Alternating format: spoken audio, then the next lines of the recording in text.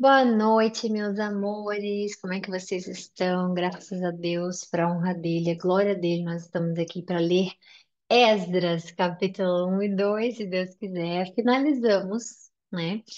O livro de Crônicas, que foi dividido em dois, então, primeira crônica, segunda crônicas. Ah, e que bênção, que maravilhoso. E a gente vai iniciar hoje o livro de Esdras, tá? Então, o livro de Esdras, o que que ele é? Porque ele é um livro curto, tá bom? Mas o que que é o livro de Esdras? Ele é o retorno dos judeus do exílio da Babilônia. Então, eles estão na Babilônia nesse momento, né? Que a gente está lendo.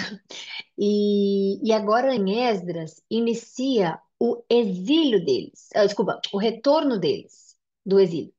Então, eles vão voltar para Jerusalém e reconstruir o templo. Então, Esdras, por exemplo, ele era um escriba, tá? E sacerdote também. E ele fez um papel, teve um papel, né? Muito, muito, muito, muito importante.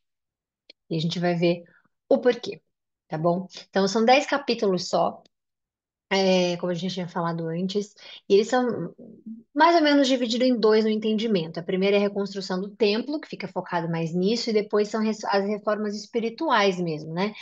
Enfatizando bastante a fidelidade deles com Deus, em cumprir tudo mais. Então a gente vai, como é que diz?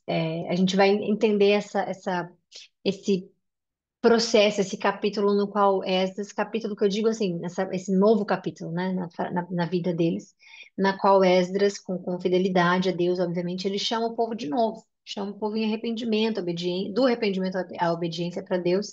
Então é isso, tá bom? Então, Esdras, um escriba e um sacerdote também, teve essa responsabilidade que Deus o chamou para que ele pudesse é, como é que diz, auxiliar o povo de Deus agora que eles saíram do exílio na Babilônia. Tá bom? Então vamos fazer nossa oração. Vamos agradecer, Jesus. Obrigada por esse momento de agora. E a gente sempre tem que começar agradecendo, porque é o momento no qual a gente é, entra em contato com o Senhor, é o momento no qual a gente não somente pede a bênção para entrar na Sua palavra, né? Mas é o momento que a gente inicia a nossa comunhão com o Senhor, que a gente se aproxima mais. É sempre na oração, é sempre na sua leitura e todas as formas que o Senhor deixou disponível através de Jesus, Senhor, para que a gente tivesse contato com o Senhor, que a gente pudesse chegar até Ti, meu Pai. A gente agradece que esse livro seja muito abençoado ao nosso entendimento, muito abençoado aos nossos olhos espirituais, nossos ouvidos espirituais, coração, para que a gente entenda tudo aquilo que o Senhor fala com os seus, tudo aquilo que o Senhor demonstra aos seus, Pai. A gente te ama muito, a gente quer aprender na obediência, no amor sempre, a gente quer sempre te fazer feliz, porque a gente sabe que o Senhor tem coração, o Senhor tem sentimentos, e uma amizade verdadeira com fidelidade e comunicação, é tudo que a gente precisa na vida física nossa, né? E imagine então com o Senhor. Então a gente quer pedir a sua bênção para entrar na sua palavra, pedir a sua proteção para que a gente consiga entender aquilo que o Espírito Santo quer nos revelar, que o Senhor me use como canal, ponha as palavras corretas nos meus lábios, que o Espírito Santo nos guie nessa leitura de hoje. E agradecer ao Senhor por mais um livro que nós finalizamos e agradecer por a oportunidade de estarmos seguindo com mais um, né? Só tenho a agradecer. Então, obrigada, Pai, obrigada. Senhor nos livre dos males, todos os males que tentam parar as nossas leituras, parar aquilo que o Senhor tem para nós. Que o Senhor nos livre de todos os males, Pai. Nos dê uma boa live para a honra e glória do seu nome. Amém. Então vamos lá, gente. Esse capítulo é bem rapidinho, ele só tem 10 versículos, eu acho, se não me engano, é bem curto, mas muito importante. A gente está iniciando agora, né? A gente vai falar sobre Ciro, ah, e o quão importante foi, né, o rei da Pérsia para a soltura, digamos assim, deles, a libertação deles, né? Deus usando, obviamente, Ciro, para que eles pudessem voltar aonde Deus prometeu que daria a eles e, obviamente, voltar ao relacionamento com Deus, porque muitas pessoas às vezes ficam focadas só na terra prometida e esquece para que chegue, para você chegar lá, você tem um caminho de obediência e reconciliação e perdão e relacionamento com Deus, né? Não é somente especificamente Eles foram soltos, voltaram. Não, é todo um lado espiritual, é a gente entender essa reforma espiritual, né? Entender essa mudança na qual eles foram chamados, né, para que eles voltem para Deus, para que eles possam voltar a Deus. E isso é muito importante na história. Não é somente, voltaram, foram soltos da Babilônia. Não, tem uma outra chance sendo dada a eles, né? Tem um chamado para eles. E assim é na nossa vida também. Às vezes a gente está num exílio, digamos assim, né? Seja espiritual, emocional, às vezes profissional também, e às vezes parece não ter saída. Mas é com Deus, é no relacionamento com Ele, é no seu momento de fé, na sua vida na qual você tem a certeza de que Ele te liberta, de que Ele te tira de onde quer que você esteja. E Jesus é essa pedra, essa rocha na qual a gente tem a certeza que vem a nossa força, o Espírito Santo habitando em nós. Então, que bênção a gente iniciar um livro na qual eles agora, depois de tanto fazer como eles queriam, mal aos olhos do Senhor, mal aos olhos do Senhor, a gente tem a oportunidade de ver agora esse retorno, né? Então, acabou ali aquele momento como é que fala, de exílio, de prisão, né? E eles vão voltar a Deus. Obviamente, a gente sabe como essa história termina, então não significa que vai ser tudo lindo e maravilha, mas vamos lá, tá bom? Então vamos lá. No primeiro ano do reinado de Ciro, rei da Pérsia, para que se cumprisse a palavra do Senhor, falada por Jeremias. Então, Jeremias é quem você conhece mesmo, o profeta Jeremias, tem uma história linda, a gente vai ler Jeremias, inclusive ele está aí, e ele falou, né, aliás, Deus falou através de Jeremias, as profecias, né? Ele profetizou e Jeremias, com o coração entregue completamente a Deus, ele fez, obviamente, o que era necessário ser feito. E por conta disso, o Senhor despertou o coração de Ciro, rei da Pérsia, para que fizesse uma proclamação em todo o seu reino e também pusesse por escrito nesses termos. Assim diz Ciro, rei da Pérsia. O Senhor, o Deus dos céus, e céus plural, porque a gente vai entender sobre esses céus plural depois, mais lá na frente, tá bom? O Senhor, o Deus dos céus, deu-me todos os reinos da terra e designou-me para construir um templo para que ele, em Jerusalém, que está em Judá, desculpa, um templo para ele em Jerusalém, que está em Judá. Qualquer do seu povo que esteja entre vocês, que o seu Deus esteja com ele, e que suba a Jerusalém, que está em Judá, para reconstruir o templo do Senhor, o Deus de Israel. O Deus que em Jerusalém tem a sua morada. Que todo sobrevivente, seja qual for o lugar em que viva, receba dos que ali vivem prata, ouro, bens, animais e ofertas voluntárias para o templo de Deus em Jerusalém. Então, os líderes das famílias de Judá e de Benjamim, como também os sacerdotes e os levitas, todos aquele cujo coração Deus despertou, dispuseram-se a ir para Jerusalém e a construir o templo do Senhor. Todos os seus vizinhos os ajudaram, trazendo-lhes utensílios de prata, de ouro, bens, animais, presentes valiosos, além de todas as ofertas voluntárias. Além disso, o rei Ciro mandou tirar os utensílios pertencentes ao templo do Senhor, os quais Nabucodonosor tinha levado de Jerusalém e colocado no templo de seu Deus. Ciro, aí tem aqui deuses, né? Ciro, rei da Pérsia, ordenou que fossem tirados pelo tesoureiro Mitredate, o tesoureiro Mitredate, desculpa, que os enumerou e os entregou a Sesbazar, governador de Judá. E esse foi o inventário. Então, olha que maravilha, Deus usando aqueles que têm um coração aberto para que eles sejam usados, né? Porque você só é usado quando seu coração está aberto na vida, a gente só é usado quando o coração está aberto a sermos usados por Deus. Aquele que tem a mente dura, aquele que tem um coração duro, aquele que tem a cabeça dura, aqueles que, endurecidos no eu sei fazer, eu vou fazer, eu não preciso de ajuda, eu não preciso de não sei o quê. Aquelas pessoas que acham que são autossuficientes, né? E agem de forma tal, e agem dessa forma, é necessário buscar o entendimento da palavra, porque não é isso que Deus fala que nós somos. Jesus não morreu para a gente ser independente, ele morreu para a gente ser livres. Tem uma diferença. A sua dependência para com Deus, ela é necessária para o seu propósito. Como é que você vai saber onde você vai? Como você vai saber o seu propósito? Então, é necessário. Então, eles fizeram, o Ciro mandou tirar os utensílios e fazer o inventário, e este foi o inventário: tigelas de ouro 30, tigelas de prata 1.000, utensílios de prata 29, bacias de ouro 30, bacias de prata de qualidade inferior 410, outros objetos 1.000, e ao todo foram 5.400 utensílios de ouro e de prata. Sesbazar trouxe tudo isso consigo quando os exilados voltaram da Babilônia para Jerusalém. Então, que bênção voltar de uma prisão para a liberdade, né? Mas com Deus somente. E estes são os homens da província que voltaram do exílio, os quais Nabucodonosor, rei da Babilônia, havia levado prisioneiros. Eles voltaram para Jerusalém e para Judá, cada um na sua própria cidade.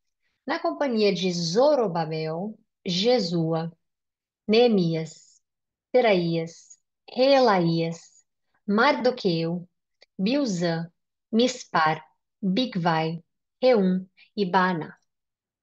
Esta é a lista dos homens do povo de Israel, os descendentes de Parós, 2.172, Cefatias, 372, Ará, 775, Paate, Moabe, por meio da linhagem de Jesua e Joabe, 2.812, Elão, 1.254, Zatu, 945, Zacai, 760, Bani, 642, Bebai, 623, Asgade, 1.222, Adonicão, 666, Bigvai, 2.056, Adim, 4.000, desculpa, 454, Ater, por meio de Ezequias, 98, Bezai, 323, Jora, 112,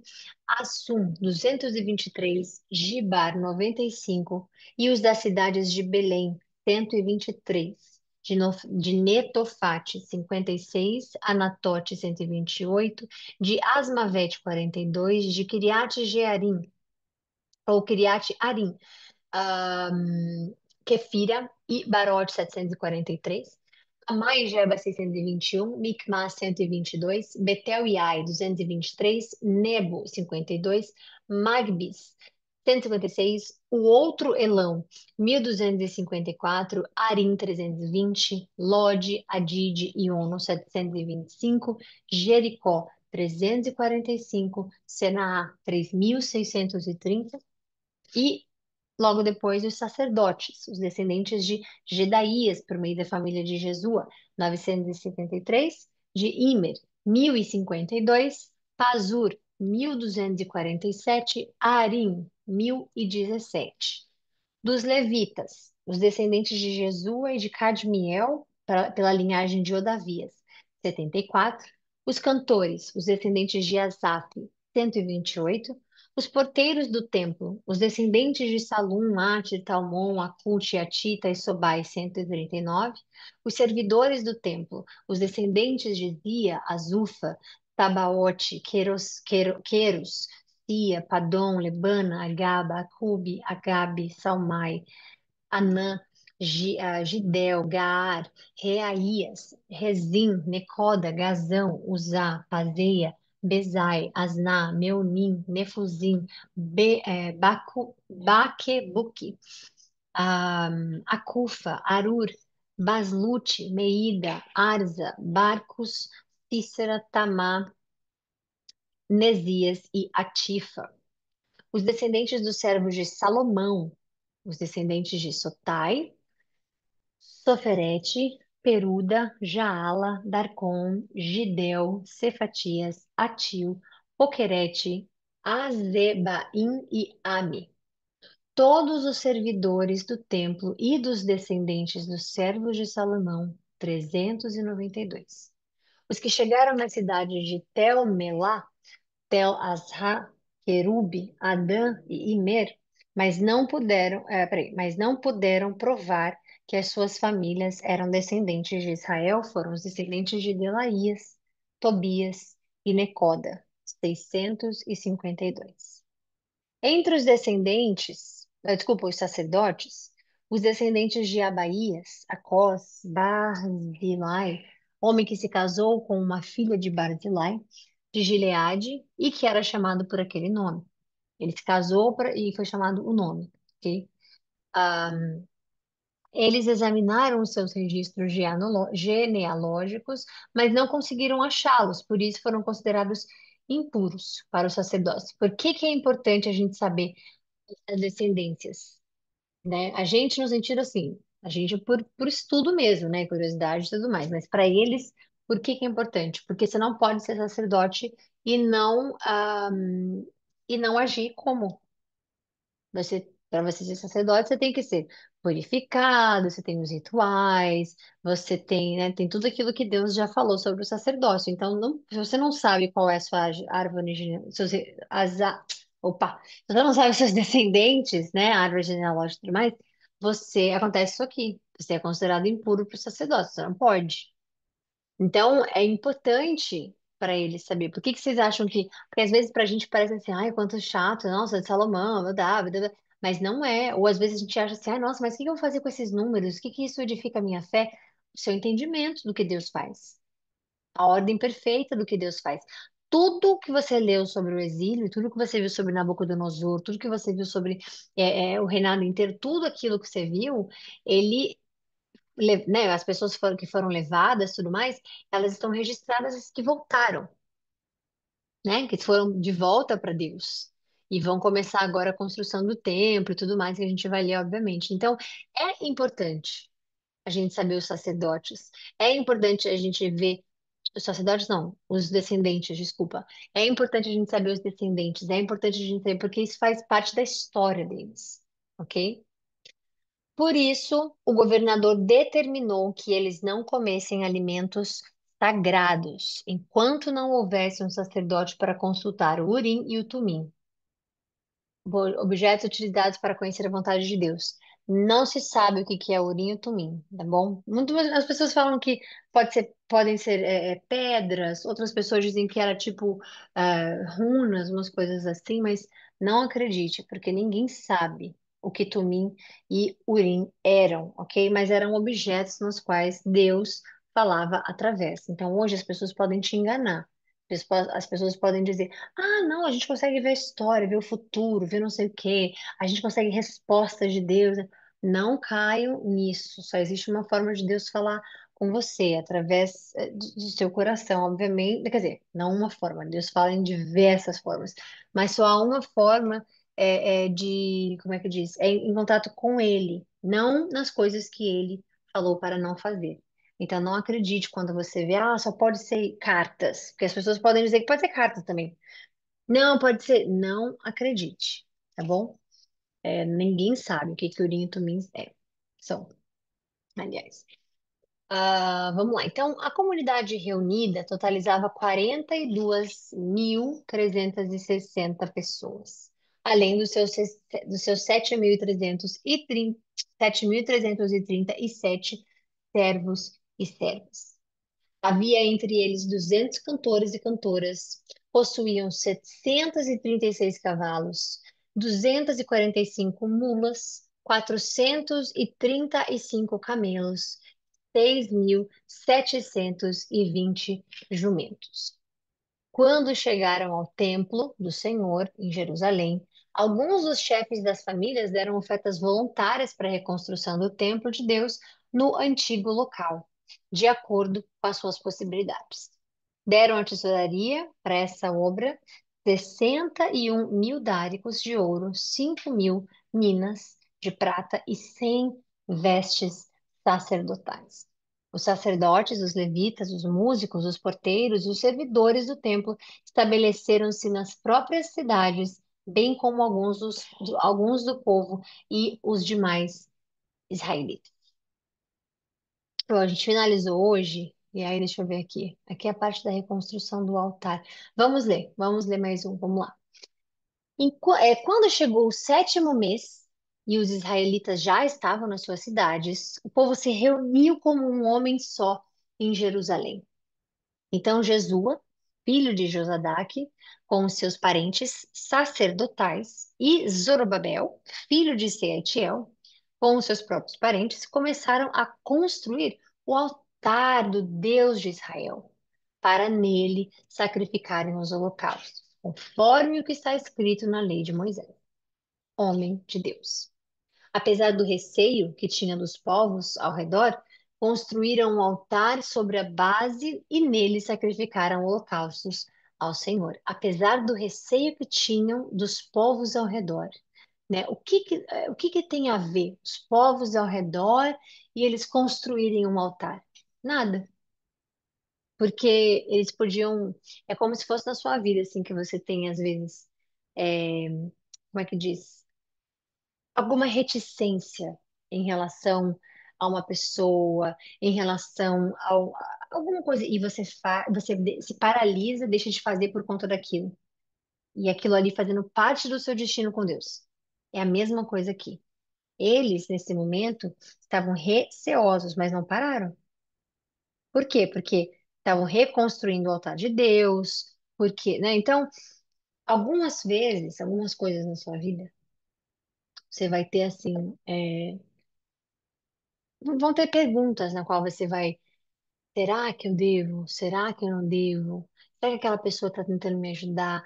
Será que eu agrado aquela pessoa porque, né, tá me ajudando tanto? Ou será que aquela pessoa é muito importante você entender aquilo que te paralisa, quem te paralisa?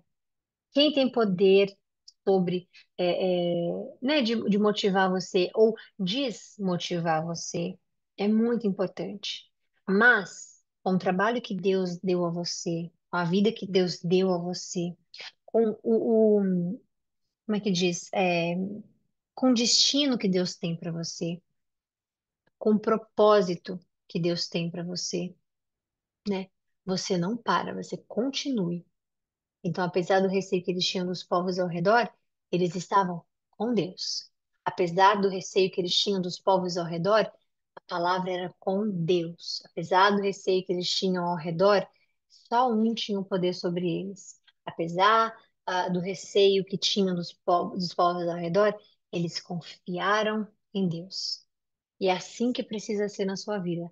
Apesar do medo que você está disso, de aquilo, continue com Deus. Apesar dessa história ser complicada para mim, eu acho que não vai dar certo, eu acho que isso não é de Deus, eu acho que se for de Deus, continue de Deus. Apesar de eu gostar de fazer, né, disso, aquilo outro, se não for de Deus, solte. Se for de Deus, continue com Deus.